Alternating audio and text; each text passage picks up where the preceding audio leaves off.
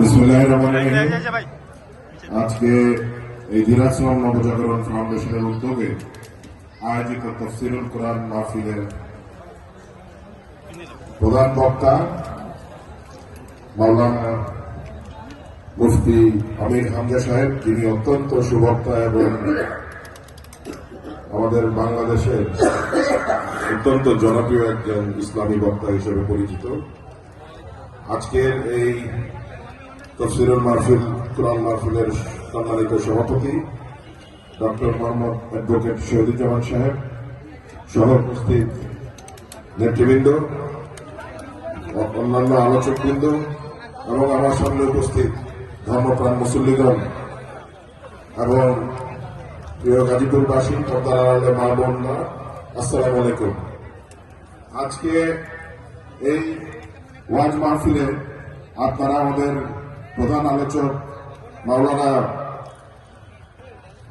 মুফতি আমির হামজা সাহেবের বক্তব্য শুনেছেন। উনি কোরআন সুন্নাহর আলোকে আজকে আপনাদের উদ্দেশ্যে বক্তব্য রেখেছেন। এছাড়াও বাংলাদেশের পরিস্থিতি নিয়ে, রাজনৈতিক পরিস্থিতি নিয়ে, দেশ এবং মানুষের জন্য উনি বক্তব্য রেখেছেন। আমি সেখান থেকে দু একটি কথা আপনাদেরকে বলতে চাই যে আমরা গত 5ই আগস্টের পূর্বে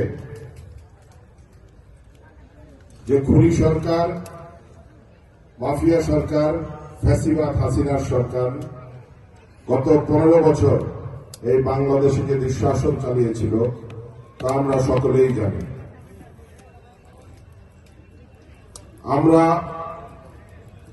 জানি যে তারা কি ধরনের নির্যাতন বাংলাদেশের মানুষের উপর, বিরোধী দলের নেতাকর্মীদের উপর করেছিল। শুধু বিএনপির নেতাকর্মী নয়, এই সরকার ছিল একটি ইসলাম বিদ্বেষী সরকার, ঠিক কিনা? আমাদের আলেমুল আমাদের উপরও তারা নির্যাতন করেছে। দাড়ি টুপি দেখলেই তাদের শরীরে আগুন জ্বলে যাইত। আপনারা জানেন যে আপনাদের সামনে যিনি বসে আছেন, আজকের যে প্রধান বক্তা আমির হামজা সাহেব, উনাকেও 3 বছর মিথ্যা মামলায় তারা কিভাবে নির্যাতন করেছে, এই গাজীপুরের কাশিমপুর জেলায় উনি ছিলেন। এবং আপনাদের প্রিয় নেতা, গাজীপুরের মাটি মানুষের নেতা অধ্যাপক এম এ মান্নান সাহেব, যাকেও তারা 34টি মিথ্যা মামলা দিয়ে মাসের পর মাস, দীর্ঘ 28 মাস তাকে কারাবন্দী রেখেছে।